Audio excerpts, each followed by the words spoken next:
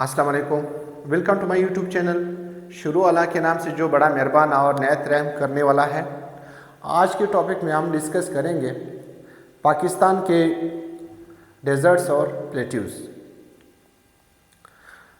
बड़े बड़े डेजर्ट्स पाकिस्तान के और प्लेट्यूज़ कहाँ कहाँ मौजूद हैं, इसको मैप के ऊपर इंशाल्लाह लोकेट करके याद करेंगे। तो चलो चलते हैं अपने टॉपिक की तरफ। पहला हमारे पास है प्लेट्यूज़। क्या प्लेट्यूज़ क्या है? प्लेट्यू हमारे पास a large flatted area of land higher than the surrounding land usually of 300 to 600 metre. Plateau हमारे पास सराउंडिंग एरिया से टेबल लैंड होती है जो सराउंडिंग एरिया से थोड़ी सी ऊपर होती है। इसकी हाइट आम लैंड से ऊपर होती है, जबकि माउंटेन से ये थोड़ी सी नीचे होती है। बेसिकली जब लावा उठती है वो माउंटेन बनाती है। इस माउंटेन के ऊपर फिर क्या होगा? फिर जाहिर सी बात है इरोजन होगा। इरोजन हमारे पास विंड इरोजन भी हो सकता है, वाटर इरोजन भी हो सकता है। तो ये थोड़ी सी मिट्टी बहा के ले जाते हैं, तो माउंटेन के साथ साथ जो रीजन थोड़ी सी ऊपर रह जाती है, बाकी प्लेन हो जाती है। ये जो आपके पास राइज्ड सरफेस है, ये जो रीजन है जो माउंटेन से नीचे होती है लेकिन आम लैंड से ऊपर होती है, इसको कहते हैं, इसको टेबल लैंड भी कहते हैं, इसको प्लेट्यू भी कहते हैं। ये जो प्लेट्यू होती हैं ये बड़े मतलब इम्पोर्टेंस रखते हैं, ख़ासकर किसी मुल्क की ज्योग्राफी में। वहाँ पे मिनरल्स बड़े तादाद में कसरत से पाए जाते हैं। तो यहाँ भी ऐसे ही है कि ऑयल्स, कोल, क्रोमाइट और जो हमारे पास साल्ट वगैरह ये पाए जाते हैं। तो a large flat area of land surrounded higher than the surrounding usually of 300 to 600 metre, यानी इसकी हाइट जो है 300 से लेकर 600 मीटर तक होती है। इसको प्लेट्यू कहते हैं। तो पाकिस्तान में इस वक्त दो बड़े प्लेट्यू हैं। एक हमारे पास है पोटवार प्लेट्यू, दूसरा हमारे पास है बलूचिस्तान प्लेट्यू। तो बलूचिस्तान प्लेट्यू और पोटवार प्लेट्यू को देखते हैं वो क्या मौजूद है। बेसिकली अगर हम ये देखें कि हमारे पास हमने रेवर भी किया था, तो रेवर का प्लेट्यूज के साथ ताल्लुक़ होता है, इसलिए हम रेवर्स को देखते हैं, फिर प्लेट्यूज को डिफाइन भी करेंगे और प्लेट्यूज को लोकेट भी करेंगे।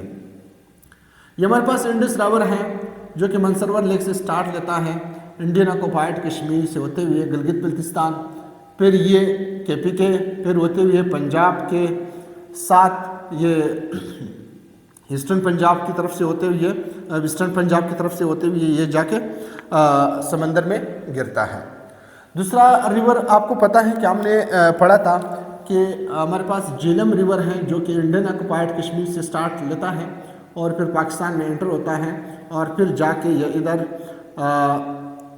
कोटमटन के मुकाम पर मिलता है इंडस रिवर को। इसी के साथ हमने एक दूसरा रिवर भी स्टडी किया था जो कि हमारे पास है चिनाब रिवर, वो भी इंडियन ऑक्युपाइड कश्मीर से स्टार्ट लेता है और जाके इधर मिलता है झेलम रिवर को। ये हो गया झेलम, ये हो गया चिनाब। तीसरा रिवर हमारे पास रावी है जो स्टार्ट लेता है इंडिया से और जाके इधर मिलता है झेलम और चिनाब को। जो चौथा रिवर है वो हमारे पास सतलज था जो स्टार्ट लेता है इंडिया से और जाके इधर इस मुकाम पर पंजनत के मुकाम पर मिलता है झेलम, चिनाब, रावी को। ये हो गया सतलज, और फिर ये सारे जाके इधर मिलते हैं इंडस को। तो ये जो एरिया है झेलम और इंडस का जो एरिया है ये हमारे पास बहुत इंपॉर्टेंस की अमल है, बहुत अहमियत रखती हैं। ये इलाका कहलाता है पोटवार प्लेट्यू जो कि इंडस और झेलम के दरमियान पाई जाती है। वैसे रेवर के बीच में जो इलाका पाए जाते हैं उसको आमतौर पर डॉब कहते हैं। जो डॉब है, इस डॉब के अंदर हमारे पास पोटवार प्लेट्यू आता है। पोटवार प्लेट्यू के साउदर्न साइड पर हमारे पास साल्ट रेंज पाया जाता है, ये हमारे पास साल्ट रेंज है, और नॉर्दर्न साइड पर हमारे पास हज़ारा हिल्स पाए जाते हैं। तो इनके दरमियान ये जो रीजन है ये 13,000 स्क्वायर किलोमीटर है। इस 13,000 स्क्वायर किलोमीटर एरिया को हम कहते हैं पोटवार प्लेट्यू। आप अक्सर देखते हैं कि जब आप लाहौर से इस्लामाबाद जाते हैं तो इस इलाके में बड़े ऊपर नीचे जो ज़मीनें आते हैं, इलाके आते हैं, ये कहलाते हैं पोटवार प्लेट्यू। दूसरा हमारे पास जो बड़ा प्लेट्यू है वो हमारे पास बलूचिस्तान प्लेट्यू है। कल भी हमने माउंटेन रेंजेस को डिस्कस किया था, आज फिर माउंटेन रेंजेस को इसी के साथ डिस्कस करते हैं।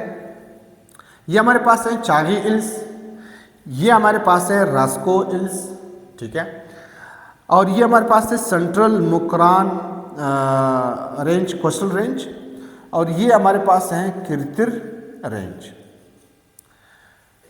ये हमारे पास है सेंट्रल बरोई रेंज, और ये हमारे पास है सुलेमान रेंज। इन सारे रेंजेस के दरमियान एक टेबल किस्म का लैंड ऊपर उभरी हुई सतह पाई जाती है। इस पूरे रीजन को कहते हैं बलूचिस्तान प्लेट्यू। इसमें कोयटा, लोरलाही, इस तरफ जो है आगे जाके मेख्तर वग़ैरह, और फिर इस तरफ सुलेमान रेंज से टर्न करके आप इस तरफ आते हैं, पशीन, तोबा काकड़ी वग़ैरह, ये सारे इसी रेंज में, इसी एरिया में पाए जाते हैं। इसको बलूचिस्तान प्लेट्यू कहते हैं। और इस तरफ चागी और रास्को के दरमियान, और फिर उस तरफ मुकरान की तरफ, ठीक है। तो ये जो हमारे पास एरिया है, इस पूरा एरिया को कहते हैं बलूचिस्तान प्लेट्यू। प्लेट्यूज़ में अक्सर बारिश की मिक़दार कम होती है और ड्राई जो है वो क्लाइमेट होती है, और ज़्यादातर लोग जो हैं यहाँ पे चश्मों या फिर ट्यूबवेल वगैरह से जो है काश्तकारी या बोरिंग वगैरह यूज़ करके काश्तकारी करते हैं। यहाँ पे बारिश की मिक़दार कम होती है, बल्कि यहाँ पे जो मिनरल्स होते हैं वो ज़्यादा तादाद में पाए जाते हैं, कसरत से पाए जाते हैं। तो हमारे पास बड़ा प्लेट्यू जो है वो बलूचिस्तान प्लेट्यू है, और जो हमारे पास दूसरा प्लेट्यू है वो पोटवार प्लेट्यू है। इसके अलावा और भी छोटे छोटे प्लेट्यूज़ पाए जाते हैं, लेकिन वो प्लेट्यूज़ हम यहाँ पे डिस्कस नहीं करेंगे। उसकी वजह ये होती है कि एग्ज़ाम के पॉइंट ऑफ व्यू से जो चीज़ें इंपॉर्टेंट हैं हम उसको डिस्कस करेंगे। इसके बाद हम डेजर्ट्स पर जाते हैं। डेजर्ट्स क्या हैं? तो डेजर्ट्स हमारे पास area receives precipitation less than 25 centimetre और 10 इंचेस। अगर किसी एरिया पर 25 सेंटीमीटर से कम बारिश होती है थ्रू आउट द ईयर, या 10 इंचेस से कम बारिश होती है, वो इलाका कहलाता है डेजर्ट्स। डेजर्ट्स हमारे पास दो किस्म के होते हैं, एक हमारे पास है कोल्ड डेजर्ट और एक हमारे पास है हॉट डेजर्ट। याद रखें, हॉट डेजर्ट या कोल्ड डेजर्ट। अभी हमारे पास डेजर्ट को समझने के लिए हमें पहला ज़मीन का जो स्ट्रक्चर है वो हमें पता होना चाहिए कि कौन कौन से रीजन में कौन कौन से डेजर्ट्स पाए जाते हैं। ये हमारे पास ज़मीन है, ये ज़मीन का स्ट्रक्चर है, और ये हमारे पास इक्वेटर है। क्लियर?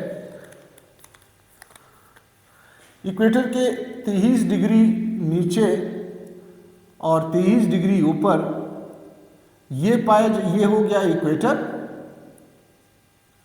और ये हो गया tropic of cancer,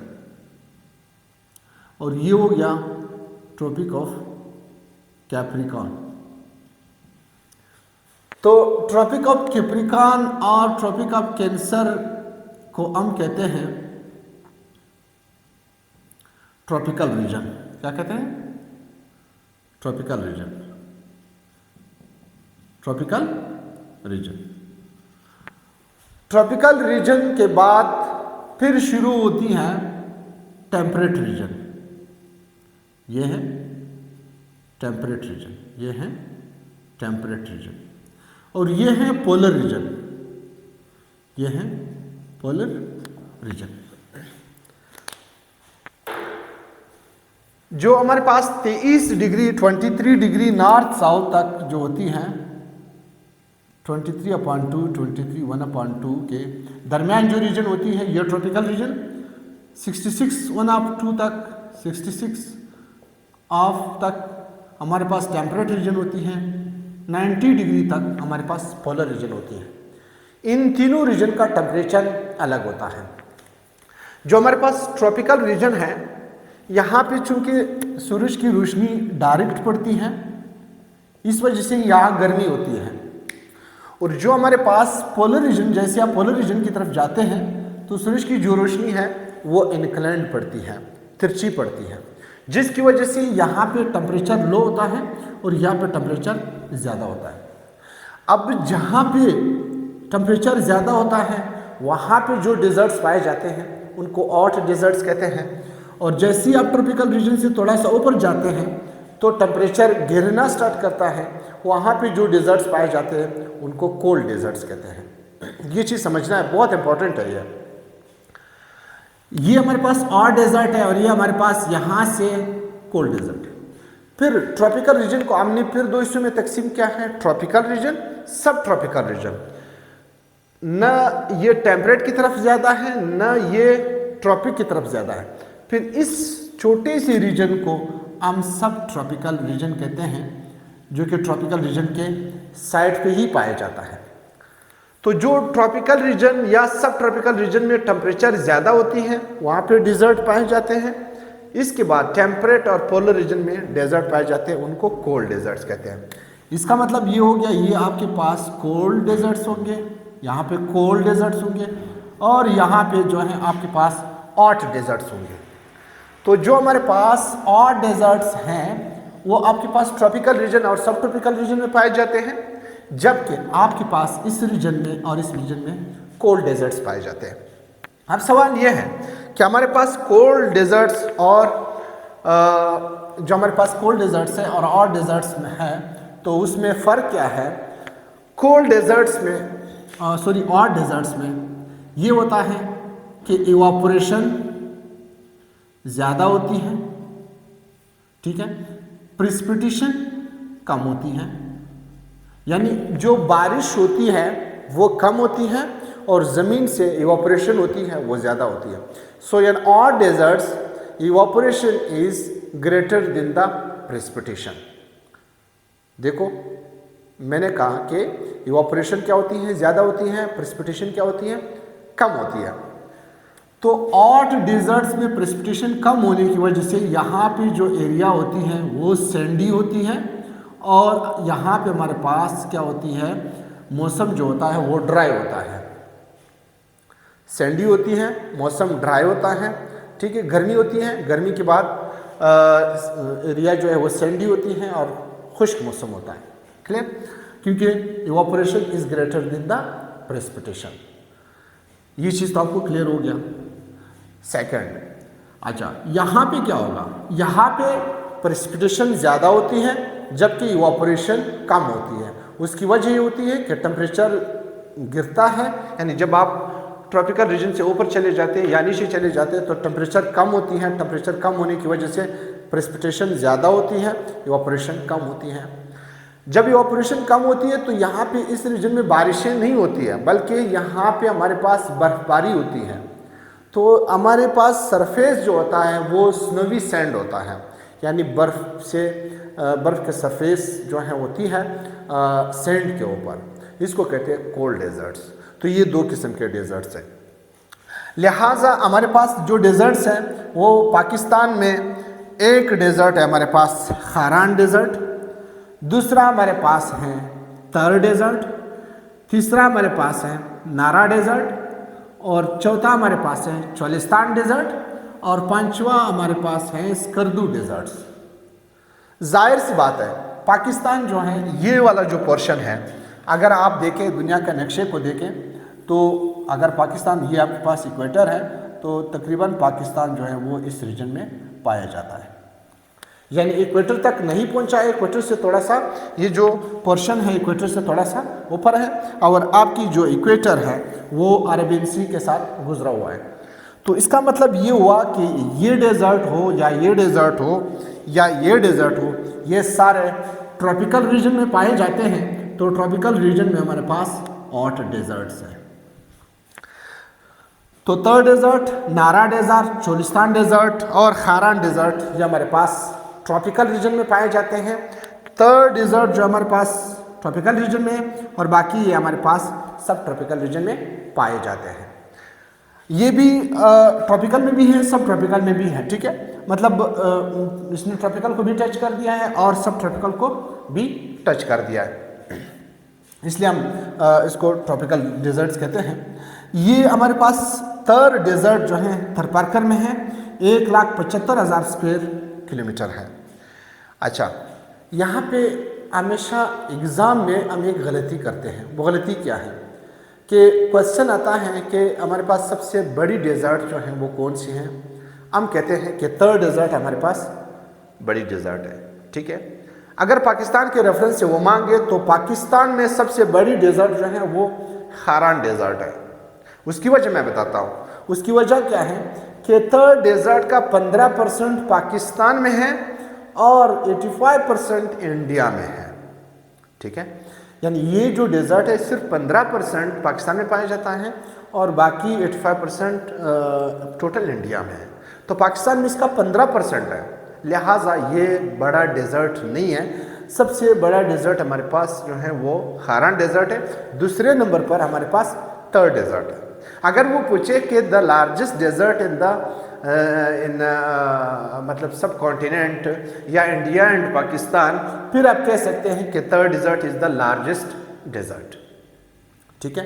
Kharan desert फिर दूसरे नंबर पर है। लेकिन ओवरऑल जो है ये इसका 15% जो पाकिस्तान में पाया जाता है वो डेजर्ट कम है खारान डेजर्ट से, ठीक है। तो पहला डेजर्ट हमारे पास खारान है, दूसरा हमारे पास थर है, तीसरा हमारे पास चोलिस्तान डेजर्ट है और चौथा हमारे पास नारा डेजर्ट है, पांचवा हमारे पास स्कर्दू डेजर्ट है। ये आई थिंक आप लोगों को क्लियर हो गया। अच्छा, थर, नारा, चोलिस्तान और ये हमारे पास है तल डेजर्ट। ये मैंने लिखा है इधर, मैं अलर्ट कर लेता हूँ। ये थर डेजर्ट।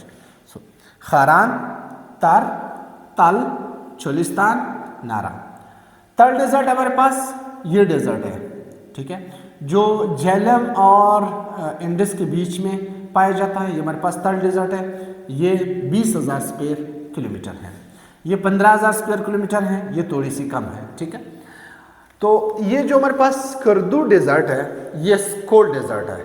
वही बात हुई जो मैंने आपको समझाया शुरू में कि वो डेजर्ट जो टेम्परेट रीजन में पाया जाता है, ये टेम्परेट रीजन में पाया जाता है। तो जो टेम्परेट रीजन में पाई जाती हैं वो डेजर्ट हमारे पास कोल्ड डेजर्ट कहलाती हैं। तो पाकिस्तान में एक कोल्ड डेजर्ट है स्कर्दू डेजर्ट, जहाँ बर्फ़बारी होती है, ज़मीन की सरफेस जो है बर्फ़ से ढकी रहती है और इवापोरेशन जो है वो कम होता है प्रेसिपिटेशन से। जबकि हॉट डेजर्ट में जो है इवापोरेशन जो ज़्यादा होता है प्रेसिपिटेशन से।